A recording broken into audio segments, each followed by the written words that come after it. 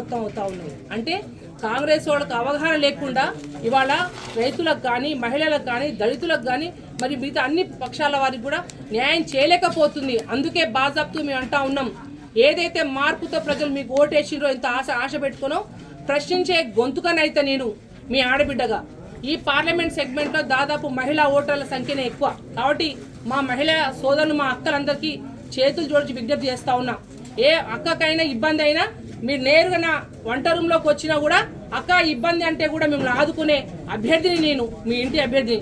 మా అన్నలను కూడా విన్నవించుకుంటా ఉన్నా, అన్న మీరు ఎప్పుడైనా కవితమ్మ ఇక్కడ పని కావాలంటే మీకు ఏ రాత్రైనా పగలైనా కూడా పనిచేసే అభ్యర్థిని, మీ ఇంటి ముందు అభ్యర్థిని. కాబట్టి ఖచ్చితంగా మీరు పూర్తి స్థాయిగా ఆశీర్వదించండి, దీవించండి. మీరు ఖచ్చితంగా కేసీఆర్ గారి నాయకత్వంలో నన్ను భారీ మేరట్లో గెలిపించాల్సిందిగా మరొకసారి మీడియా ముఖంగా విజ్ఞప్తి చేసుకుంటూ, భద్రాచలంలో ఉన్న ప్రతి ఒక్క కార్యకర్తని, సోషల్ మీడియా వారియర్స్ కూడా ఈ మధ్య చాలా మంచిగా ప్రతి ఒక్క విషయం చాలా యాక్టివ్ ఉన్నారు, చాలా మంది యువకులు ఉన్నారు.